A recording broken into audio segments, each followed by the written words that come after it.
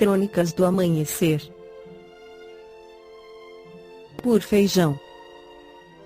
Centro Espírita Allan Kardec de Balneário Gaivota,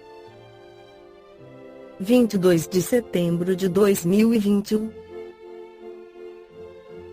Cientistas revelam a idade máxima que os humanos podem atingir. Parte 1.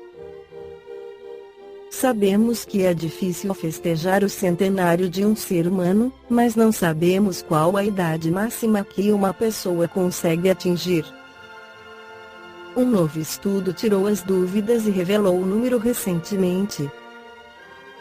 O envelhecimento dos seres humanos é um processo complexo de várias fases, pelo que seria difícil compactar o processo de envelhecimento num único número, como a idade biológica. Uma equipe de cientistas da empresa Gero, em colaboração com o Roswell Park Comprehensive Cancer Center, elaborou um estudo para definir a idade máxima que os seres humanos podem atingir, escreve o CNET. Para calcular o número, foi usada a inteligência artificial IA para analisar a saúde e dados físicos das análises ao sangue feitas a um grupo de voluntários ingleses e norte-americanos. Os cientistas conseguiram chegar a uma resposta através de uma combinação de variáveis relacionadas com a idade e as trajetórias de envelhecimento, considerando fatores como cancro e doenças neurológicas ou cardíacas. Os investigadores concluíram que a esperança média de vida depende de dois fatores principais: a idade biológica associada ao estilo de vida, estresse e doenças crônicas, e a resiliência relacionada com a rapidez com que uma pessoa recupera o bem-estar, após um período de doença. O artigo científico, publicado recentemente na Nature Communications, estabeleceu os 150 anos como idade máxima, sendo que é no intervalo entre os 120 e os 150 que os humanos mostram uma perda completa de resiliência.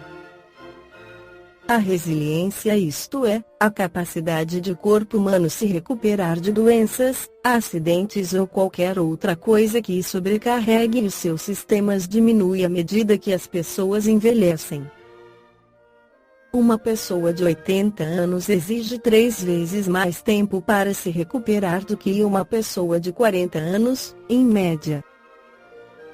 Isto explica por que é que mesmo a prevenção e tratamentos mais efetivos no que toca a doenças relacionadas com a idade pode apenas melhorar a esperança média de vida, e não a máxima, a menos que se desenvolvam verdadeiras terapias anti-envelhecimento, explicou Andrei Gudikov, citado pelo Citex Daily.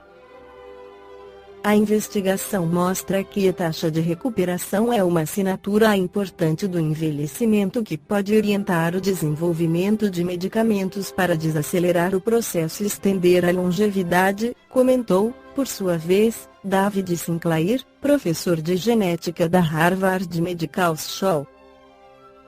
A francesa Jeanne Calment faleceu aos 122 anos, em 1997, tendo sido a pessoa que viveu mais tempo de que há registro. Já a pessoa mais velha viva é a japonesa Kani Tanaka, de 118 anos, nascida em 1903. No Livro dos Espíritos, Allan Kardec esclarece que os seres orgânicos são os que trazem em si mesmos uma fonte de atividade íntima que lhes dá a vida, nascem, crescem, reproduzem-se e morrem, são providos de órgãos especiais para a realização dos diferentes atos da vida e apropriados às necessidades da sua conservação. Compreendem os homens, os animais e as plantas. Os seres inorgânicos são os que não possuem vitalidade nem movimentos próprios, sendo formados apenas pela agregação da matéria, os minerais, a água, o ar, etc. Esclarece ainda sobre um dado que não é do conhecimento dos cientistas que realizaram o estudo, que antes de nascer cada espírito recebe uma carga de energia vital para viver um número determinado de anos, conforme a pergunta 70. em que se transformam a matéria e o princípio vital dos seres orgânicos após a morte. A matéria inerte se decompõe e vai formar novos seres, o princípio vital retorna à massa. Comentário de Allan Kardec. Após a morte do ser orgânico, os elementos que o formavam passam por novas combinações, constituindo novos seres que aurem na fonte universal o princípio da vida e da atividade, absorvendo e assimilando, para novamente o devolverem a essa fonte, logo que deixarem de existir. Os órgãos estão, por assim dizer, impregnados de fluido vital. Esse fluido dá a todas as partes do organismo uma atividade que lhes permite comunicarem-se entre si, no caso de certas lesões, e restabelecerem funções momentaneamente suspensas. Mas quando os elementos essenciais do funcionamento dos órgãos são destruídos ou profundamente alterados, o fluido vital não pode transmitir-lhes o movimento da vida, e o ser morre. Os órgãos reagem mais ou menos necessariamente uns sobre os outros, é da harmonia do seu conjunto que resulta essa reciprocidade de ação. Quando uma causa qualquer destrói esta harmonia, suas funções cessam, como o movimento de um mecanismo cujas engrenagens essenciais se desarranjaram, como um relógio gasto pelo uso ou desmontado por um acidente, que a força motriz não pode pôr em movimento. Temos uma imagem mais exata da vida e da morte num aparelho elétrico. Esse aparelho recebe a eletricidade e a conserva em estado potencial, como todos os corpos da natureza. Os fenômenos elétricos, porém, não se manifestam, enquanto o fluido não for posto em movimento por uma causa especial, e só então se poderá dizer que o aparelho está ativo. Cessando a causa da atividade, o fenômeno cessa, e o aparelho volta ao estado de inércia. Os corpos orgânicos seriam, assim, como pilhas de aparelhos elétricos, nos quais a atividade do fluido produz o fenômeno da vida. A cessação dessa atividade ocasiona a morte. A quantidade de fluido vital não é a mesma em todos os seres orgânicos, varia segundo as espécies, e não é constante no mesmo indivíduo, nem nos vários indivíduos de uma mesma espécie.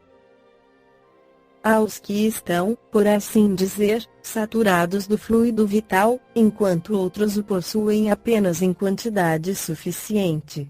É por isso que uns são mais ativos, mais enérgicos e, de certa maneira, de vida superabundante. A quantidade de fluido vital se esgota. Pode tornar-se incapaz de entreter a vida se não for renovada pela absorção e assimilação de substâncias que o contêm. O fluido vital se transmite de um indivíduo a outro. Aquele que o tem em maior quantidade pode dá-lo ao que tem menos e, em certos casos, fazer voltar uma vida prestes a extinguir-se. Balneário Gaivota, 22 de setembro de 2021. Por Feijão. Centro Espírita Allan Kardec de Balneário Gaivota. Que a paz esteja com todos.